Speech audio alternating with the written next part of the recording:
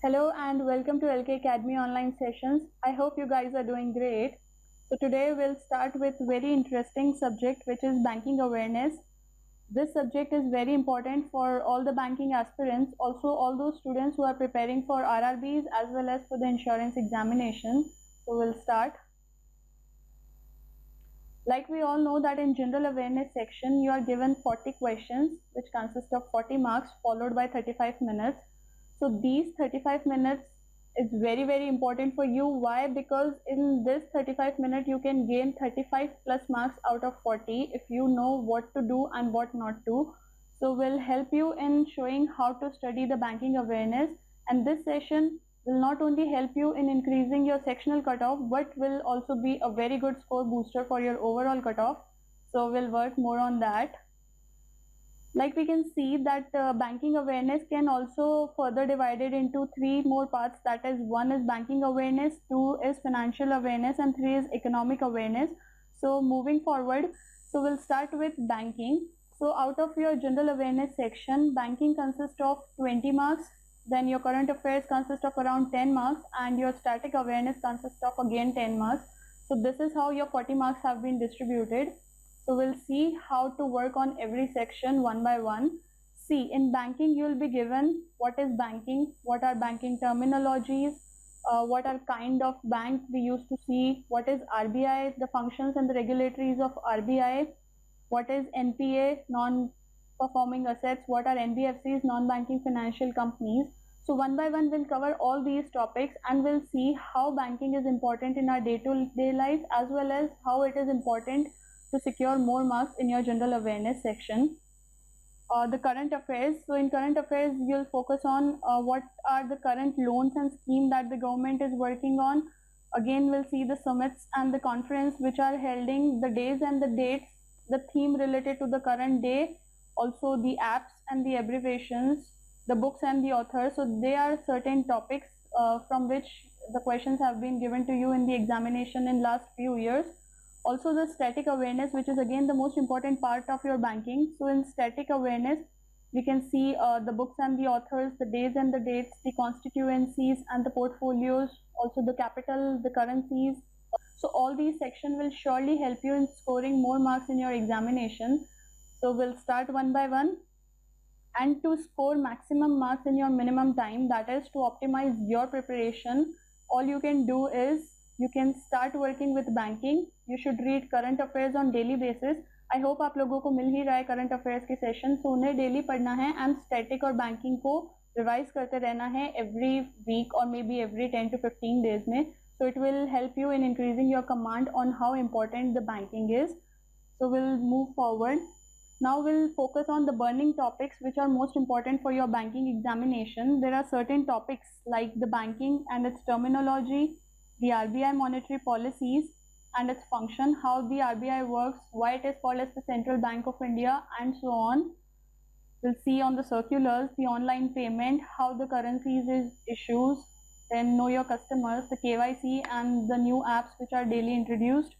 Also, we will work on non-performing assets and non-banking financial companies. Then the IBCs, the current affair related topics, the Basel norms, which are again most important, and Basel 3 is something which is in news nowadays.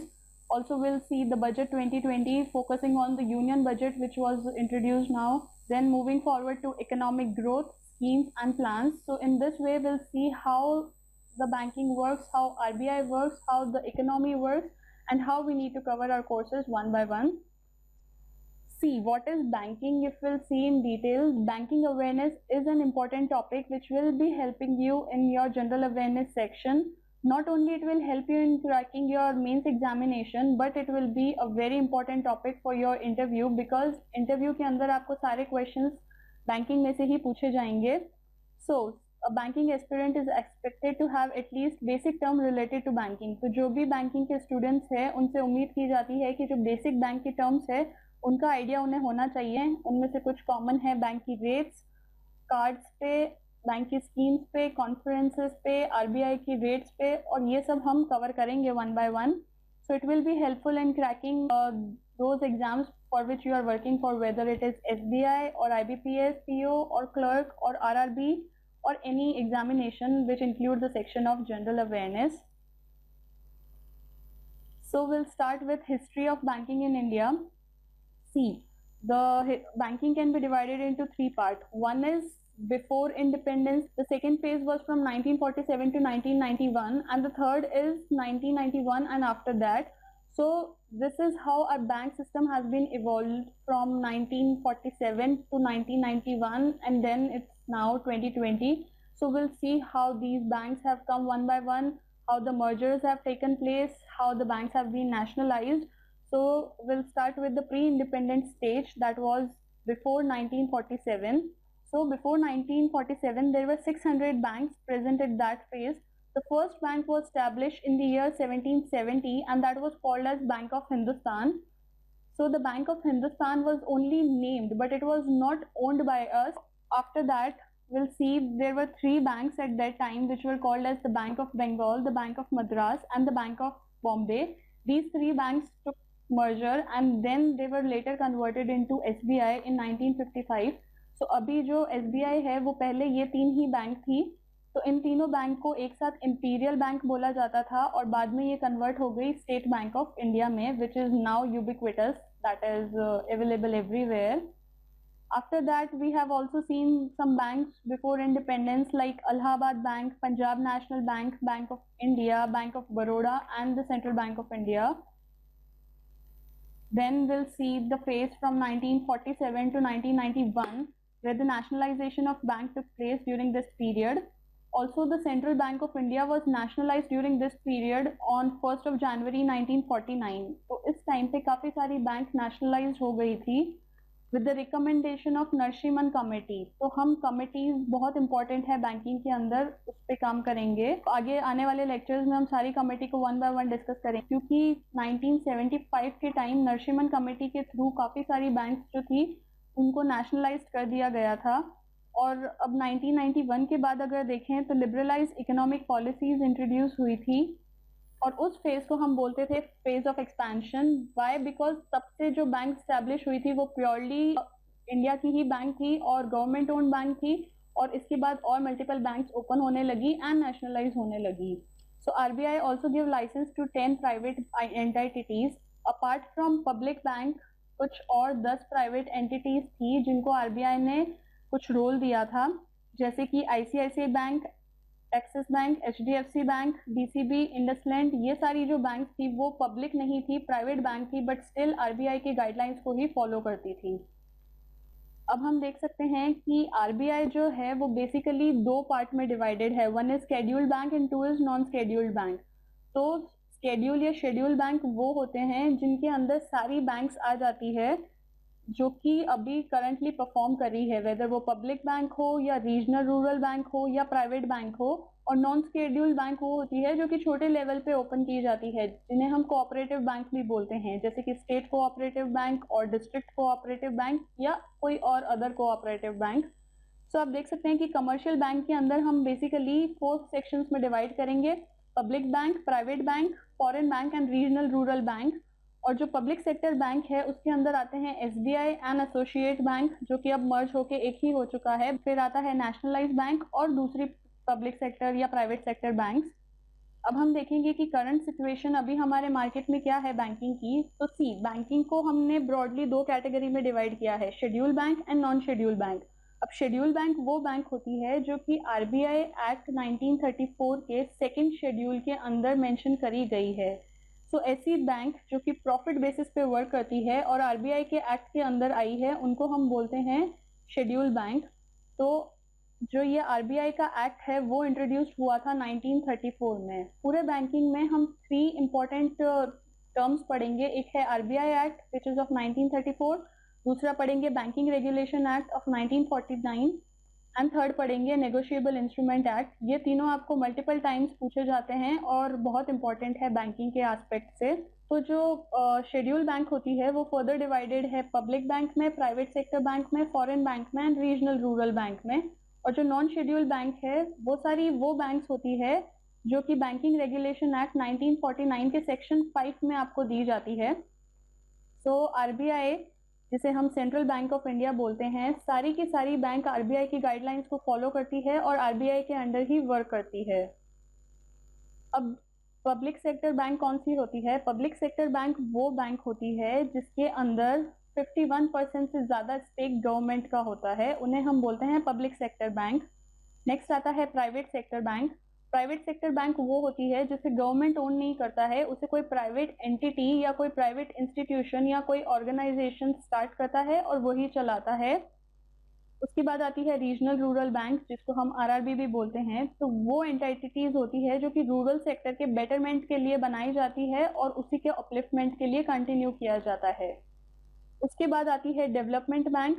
तो आप देख सकते हैं ऊपर की development bank further 4 section में divided है: industrial bank, agricultural bank, export import bank and housing bank, जिसके अंदर जितनी भी दूसरी अपार्ट फ्रॉम बैंक के अलावा जो भी फैसिलिटीज होती है एग्रीकल्चरल एरिया में, रूरल एरिया में या इंफ्रास्ट्रक्चर एरिया में, वो सब इस डेवलपमेंट बैंक के अंडर कवर होती है। तो हम इसके एग्जाम्पल देख सकते हैं, जैसे कि आईएफएससी है या आईडीबीआई या सिडबी या एनएचबी, नाबार्ड या EXIM, export and import bank. तो ये सब आती है डेवलपमेंट बैंक के अंदर, जिसके आरबीआई की गाइडलाइंस ही फॉलो करी जाती है और उसी के थ्रू इसे आगे कंटिन्यू किया जाता है। अब हम देखेंगे फर्स्ट इन बैंकिंग सिस्टम। ये क्वेश्चंस बहुत बार पूछे जाते हैं कि ऐसी कौन सी फर्स्ट बैंक है जिसने एटीएम इंट्रोड्यूस किया था, कौन सी फर्स्ट बैंक है जो नेशनलाइज्ड हुई थी। तो first is very important in your banking sector, तो ये सारे फर्स्ट आने के चांसेस बहुत ज़्यादा है। So will start. First bank in India कौन सी थी? That is bank of Hindustan of 1770। उसे बोल तो बैंक ऑफ हिंदुस्तान जो कि 1770 में इंट्रोड्यूस हुआ था, वो है हमारा फर्स्ट बैंक। उसके बाद है first bank manage by Indians was Oudh Commercial Bank. फिर है first bank with the capital, जिसमें सबसे पहले कैपिटल इंट्रोड्यूस किया गया था, that was your Punjab National Bank, और इसके जो फाउंडर थे उस टाइम वो थे Lala Lajpat Rai. First foreign bank in India was HSBC। उसके बाद first bank to get the ISO certificate was the Canara Bank. Then the first bank outside the India was your bank of India. First bank to introduce ATM was HSBC। तो HSBC बहुत बार exam में आया है कि ऐसी कौन सी first bank है जिसने ATM इंट्रोड्यूस किया था। तो that is HSBC in 1987 in Mumbai. उसके बाद first bank to have a joint stock public bank and the oldest bank was the Allahabad bank. फिर है first universal bank, that was ICICI, और ICICI का फुल फॉर्म है industrial credit and investment corporation of India. तो ये question भी बहुत बार पूछा जाता है, which is the first universal bank, and that is ICICI। Then comes first bank to introduce the saving account is the Presidency Bank of 1833. That was your first bank which has introduced the saving account. Then the first bank to start the check system was the Bengal Bank, जिसने शुरू में 1833 में ही check system start किया था, and that was the first bank in India. Then the first bank to give the internet banking facility was again ICICI. The first bank to sell the mutual funds was your State Bank of India. The first bank to issue the credit card was Central Bank of India. The first digital bank was DigiBank. The first RRB or the Regional Rural Bank was, or the Grameen Bank was the Prathama Bank, and that Prathama Bank was being sponsored by the Syndicate Bank. Then the first bank to get in principal banking license was IDFC and the Bandhan Bank. The first bank to introduce the merchant banking, हम आने वाले sessions में देखेंगे कि ये merchant banking and core banking ये सब क्या होता है। तो मर्चेंट बैंक को इंट्रोड्यूस करने वाली सबसे पहली बैंक थी Grindlays bank. Then comes the first bank to introduce the blockchain technology was the ICICI. The first bank to introduce the voice biometric was the city bank, and the first bank to introduce the robot in banking service was HDFC. So आपने देखा कि ICICI में काफ़ी सारी ऐसी चीज़ें हैं जो कि फर्स्ट टाइम इंट्रोड्यूस की गई थी। उसके अलावा और भी बहुत सारी ऐसी बैंक है जिन्होंने न्यू टेक्निक सबसे फर्स्ट टाइम स्टार्ट करी। तो ये बहुत इंपॉर्टेंट है एग्जाम पॉइंट ऑफ व्यू से, एंड ये मल्टीपल टाइम्स पूछा भी जाता है। अब हम देखेंगे कि बैंक अकाउंट होता क्या है। बैंकिंग क्या होती है? जहाँ पे आप अपना मनी डिपॉजिट कराते हैं या फिर बैंक से लोन लेते हैं, और ये जो सिस्टम है ट्रांसफर ऑफ मनी का फ्रॉम पर्सन टू बैंक, ये वाया कार्ड किया जाता है। सो हम देखेंगे कि बैंक अकाउंट क्या होते हैं एंड बैंकिंग कार्ड्स क्या होते हैं। So, a bank account can be referred as a suitable negotiation you can do with your safe card और योर हार्ड मनी। अभी हमें पता है कि हम बहुत सारा हार्ड कैश हाथ में नहीं रख सकते, तो हमें उसको सिक्योर करने के लिए एक प्लेस चाहिए। तो वो हम जो भी हमारा स्पेयर मनी होता है या जो भी हमारी इनकम होती है उसे हम सेव करते हैं बैंक अकाउंट में। So this bank account is also called as your safeguard. इसे आपका सेफ गार्ड कहा जाता है, जहाँ पे आपका सारा पैसा सिक्योर कर दिया जाता है।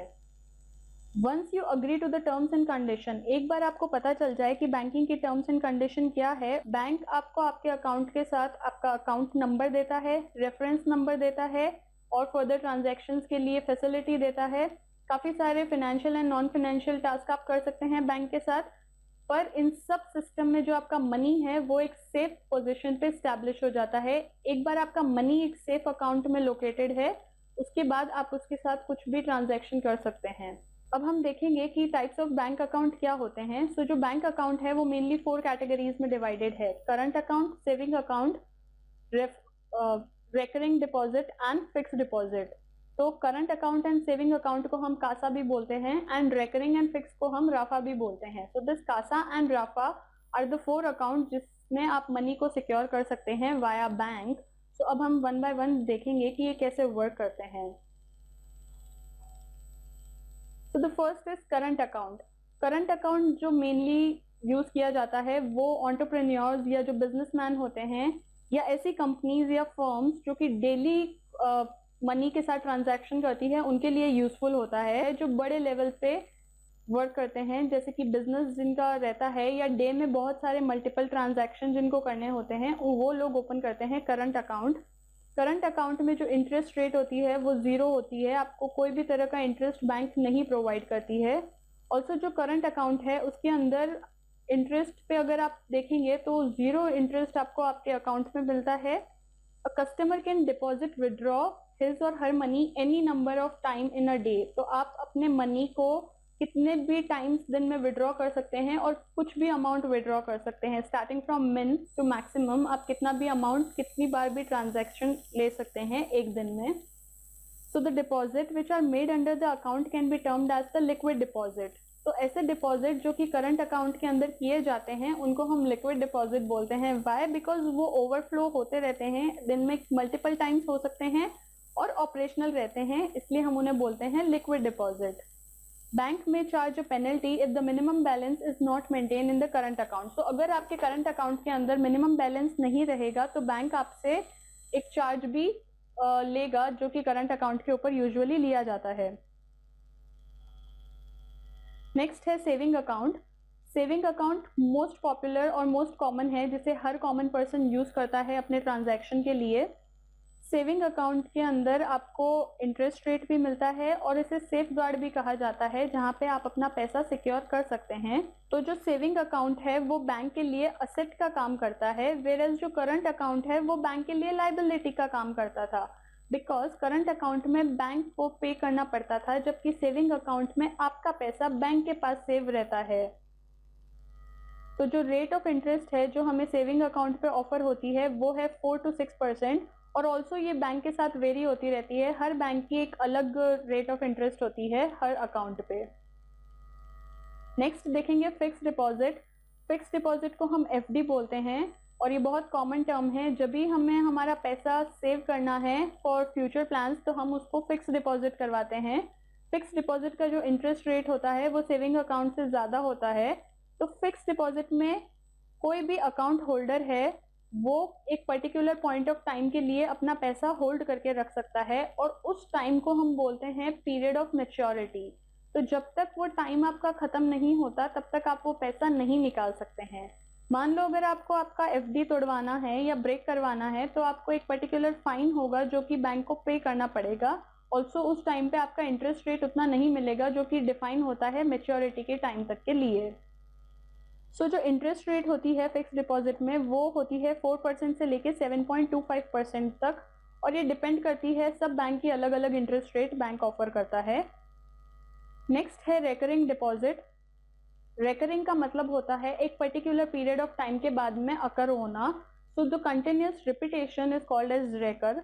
तो रेकरिंग डिपॉजिट वो होते हैं जिसमें आप अमाउंट मिनिमम अमाउंट से लेके मैक्सिमम अकाउंट तक सेव कर सकते हैं, लेकिन उसका एक फिक्स इंटरवल होता है।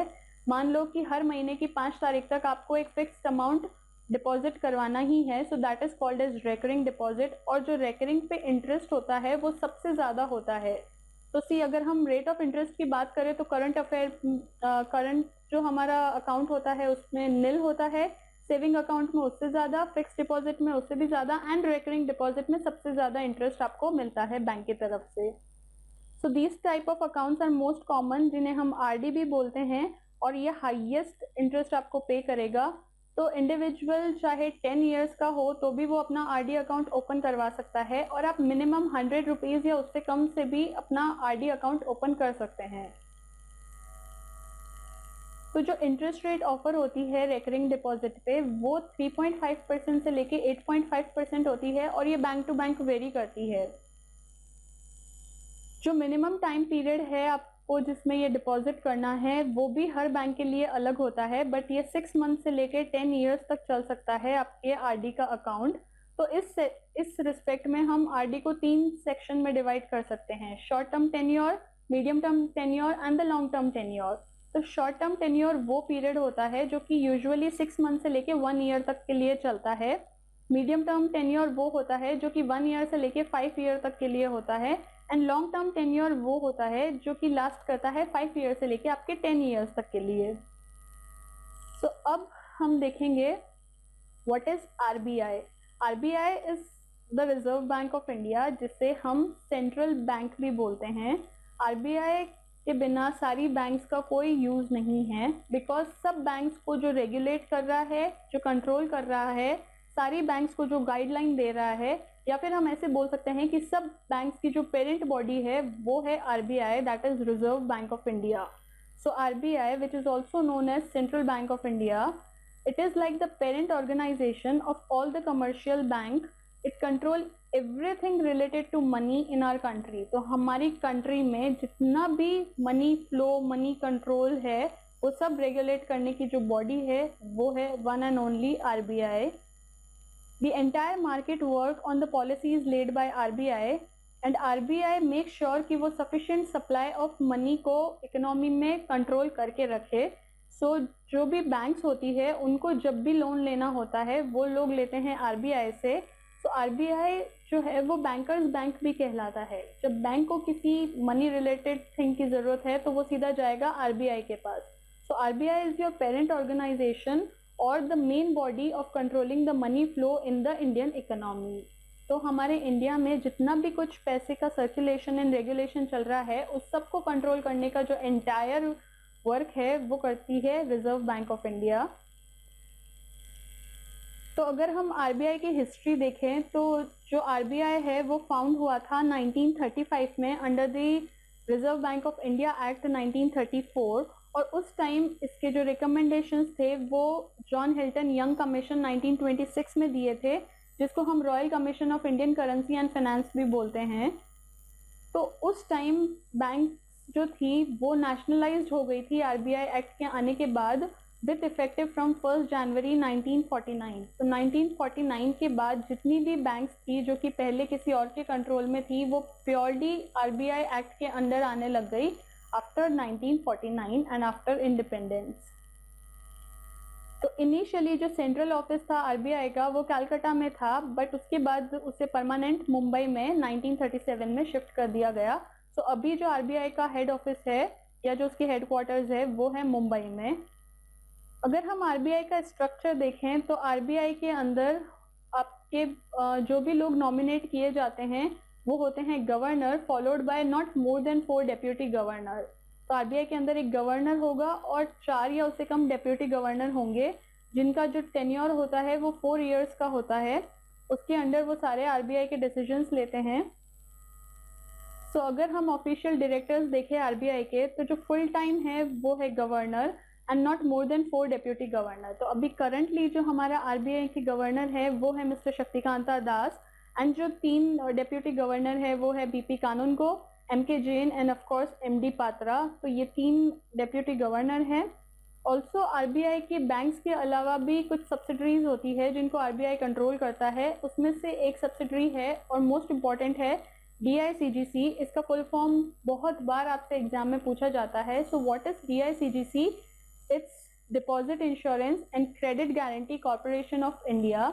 मेक श्योर कि ये बहुत इंपॉर्टेंट टर्म है क्योंकि ये आरबीआई के द्वारा कंट्रोल करी गई one of the famous subsidiary है जो अभी इंडिया में रन हो रही है, जिसका फुल फॉर्म है deposit insurance and credit guarantee corporation of India.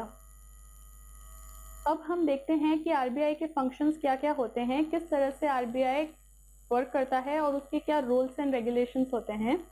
तो फर्स्ट वर्क होता है आरबीआई का इशू ऑफ करेंसी। आरबीआई कोई भी हमारे इंडियन मार्केट के अंदर न्यू करेंसी इशू करनी है या पुरानी करेंसी को बंद करना है, वो सारा काम करता है RBI. So RBI is the main and the soul authority of India, जो कि सारी करेंसी को डिस्ट्रीब्यूट करता है अक्रॉस द नेशन और हेल्प करता है करेंसी चेस्ट के अंदर कैसे करेंसी रन करेगी, उसका पूरा फ्लो एंड मैनेजमेंट करता है आरबीआई। सेकेंड रोल होता है बैंक टू गवर्नमेंट। आरबीआई जो है वो गवर्नमेंट के लिए बैंक की तरह काम करता है। वाई? बिकॉज ये अगर गवर्नमेंट को कुछ लोन चाहिए, मान लो कि मॉनेटरी पॉलिसी के लिए या मॉनेटरी हेल्प के लिए अगर गवर्नमेंट को बड़े लोन की ज़रूरत है तो वो लोग डायरेक्टली जाएंगे आरबीआई के पास। थर्ड फंक्शन होता है आरबीआई का bankers bank. One of the most important function is कि ये आपको टाइम पे बैंक को अगर मनी की रिक्वायरमेंट है तो उनको सप्लाई करता है मनी। तो जब भी बैंक को एक्सेस मनी होता है तो आरबीआई मनी फेच कर लेता है, एंड जब बैंक के पास लिमिटेड मनी होता है तो आरबीआई बैंक को मनी प्रोवाइड करता है। तो बैंकर्स के लिए बैंक का काम करने वाली बॉडी कहलाती है आरबीआई। तो it is also called as the banker's bank. Next is it is controller of bank. जो भी बैंक इंडिया में रन कर रही है वो सब कुछ रन करेगी अंडर आरबीआई गाइडलाइंस। सभी को आरबीआई की गाइडलाइंस को फॉलो करना है और उसी के थ्रू रन करना है, वेदर वो ऑन साइट हो या ऑफ साइट हो। Next is controller of credit. तो जितना भी हमारा लिक्विड फ्लो है मार्केट में या हमारे इकोनॉमी में, उसको पूरा कंट्रोल करने का जो क्रेडिट है वो भी जाता है आरबीआई को। So there are various monetary tools, हम आने वाले सेशन में देखेंगे। कुछ रेट्स होती है जैसे कि स्टैंडिंग फैसिलिटी होती है, एमएसएफ जिसको हम बोलते हैं मार्जिनल स्टैंडिंग फैसिलिटी, या स्टैट्यूटरी लिक्विडिटी रेशियो होता है, या बैंक रेट होती है, या रेपो रेट्स होती है। तो इन सबको जो कंट्रोल करता है या ये सारी जो रेट्स डिसाइड करता है वो भी रोल होता है आरबीआई का। Next is maintenance of external value. Of course अगर हमको एक्सटर्नल फॉरेन करेंसी या फॉरेन एक्सचेंज के साथ डील करना है तो उसका भी जो मनी कंट्रोल या फ्लो होता है वो कंट्रोल करता है RBI. So RBI is also responsible for maintaining the external value of Indian currency as well as internal value, maintaining foreign exchange at the same time. कुछ और फंक्शंस रिलेटेड टू आरबीआई हम देखेंगे।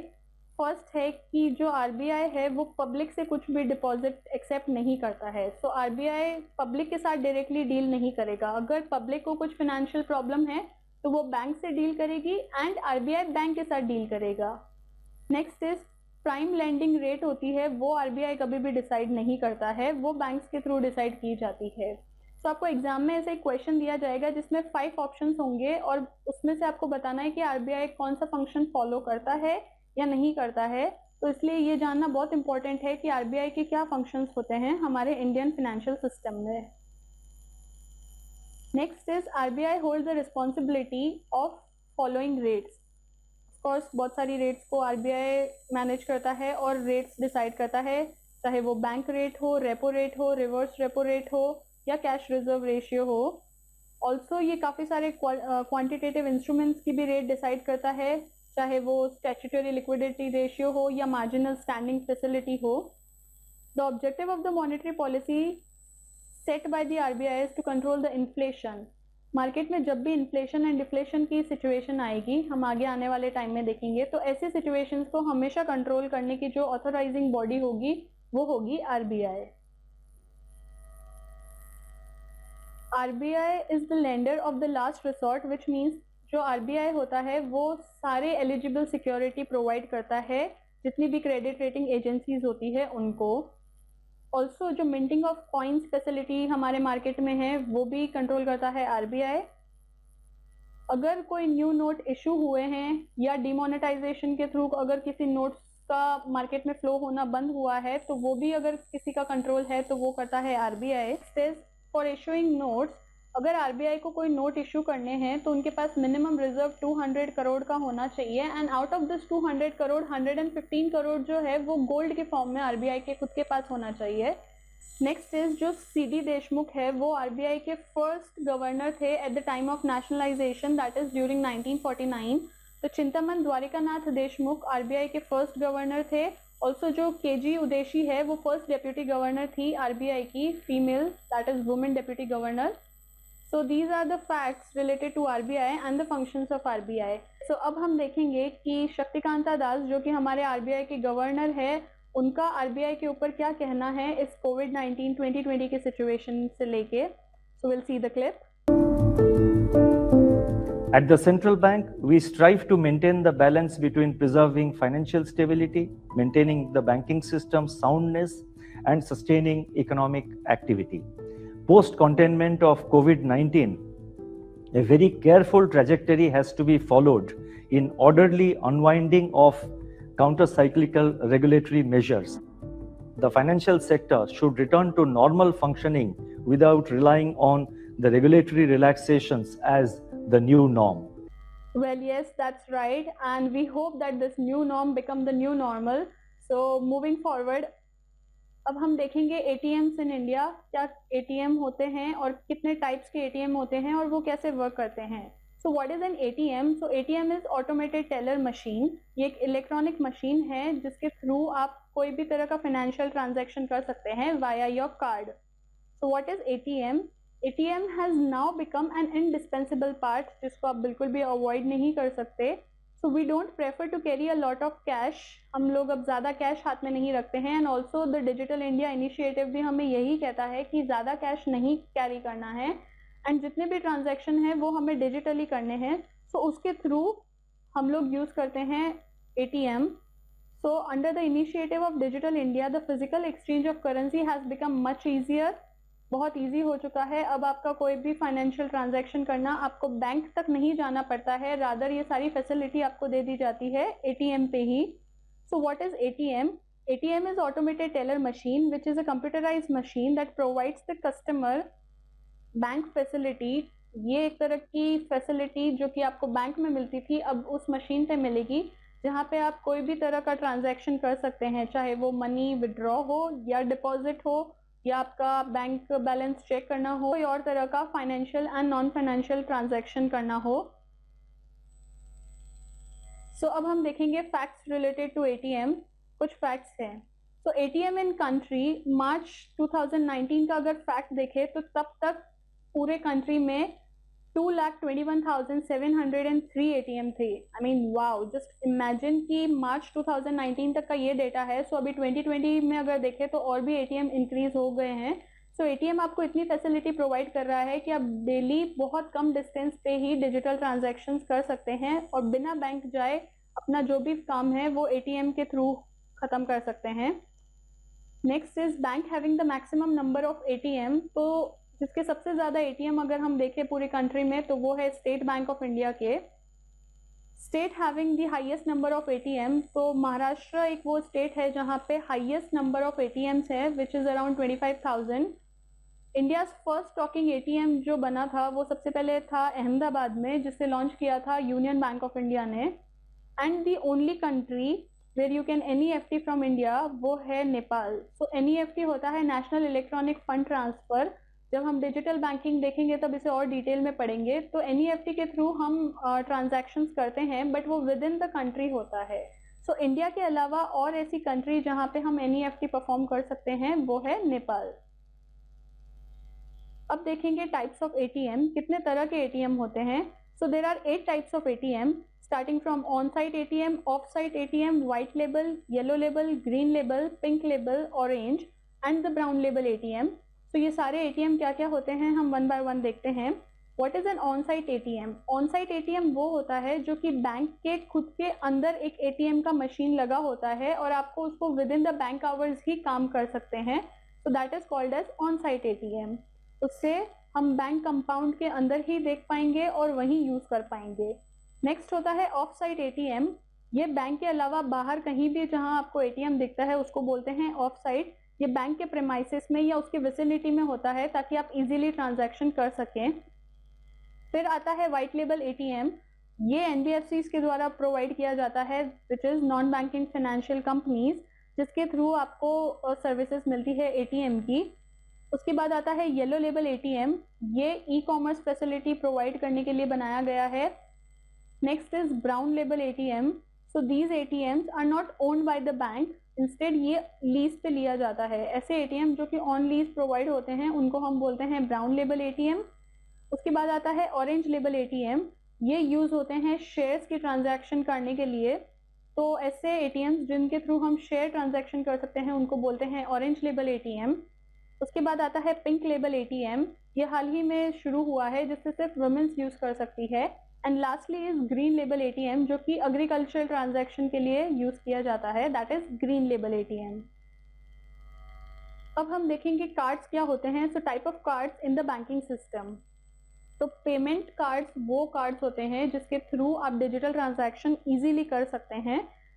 तो ये banking institution के द्वारा offer किए जाते हैं जिससे कि आप बहुत इजी और इंटरेस्टिंग मैनर में अपना पेमेंट सेफ एंड सिक्योरली कर सकें। सो 4 तरह के कार्ड्स होते हैं mostly, debit card, credit card, forex card and the prepaid card. तो डेबिट कार्ड जो कि बैंक अकाउंट के साथ आपको दिया जाता है, क्रेडिट कार्ड, और उसके बाद आता है फॉरेक्स कार्ड जो कि फॉरेन एक्सचेंज के लिए यूज होता है, फॉरेन करेंसी के साथ जब हम ट्रांजैक्शन करते हैं। And lastly is prepaid card, जैसा कि नेम सजेस्ट कर रहा है, जिसमें से पहले से ही आप मनी लोड करके रखते हैं एंड उसे बाद में यूज किया जाता है। सो अब 1 बाय 1 हम डिटेल में देखेंगे कि कार्ड्स क्या होते हैं। So first is debit card. Debit card वो कार्ड होता है जब भी आप अपना बैंक में अकाउंट खोलते हैं तो उस बैंक अकाउंट के साथ आपको एक कार्ड दिया जाता है, जैसे कि आप देख सकते हैं। तो वो जो कार्ड होता है उसे आप एटीएम में यूज कर सकते हैं। उसके अंदर पहले से ही कुछ अमाउंट होता है और जब आपको रिक्वायर्ड होता है तब आप वो अमाउंट विड्रॉ कर सकते हैं वाया एटीएम और directly via the card payment. So the debit card allow the card holder to transfer the money electronic from their bank and can be used as ATM to withdraw the cash via the automated teller machine. So आप ATM के through cash withdraw भी कर सकते हैं and direct payment भी कर सकते हैं। तो ये जो डेबिट कार्ड्स होते हैं इनको फर्दर हम और कैटेगरीज में अगर डिवाइड करें तो होते हैं visa, master card and maestro card. Second is visa electron debit card, third is master card debit card, fourth is contactless debit card, then comes is RuPay debit card and the deferred debit card. तो ये सब क्या होते हैं, see visa and master card के जो दो हैं वो दोनों सिमिलर कार्ड्स होते हैं। ये फैसिलिटी प्रोवाइड करते हैं कि आप कोई भी तरह का पेमेंट इंडिया में या बाहर कहीं पे भी फॉरेन करेंसी में कर सकते हैं। The only important thing to note is that they do not provide the actual credit to any party.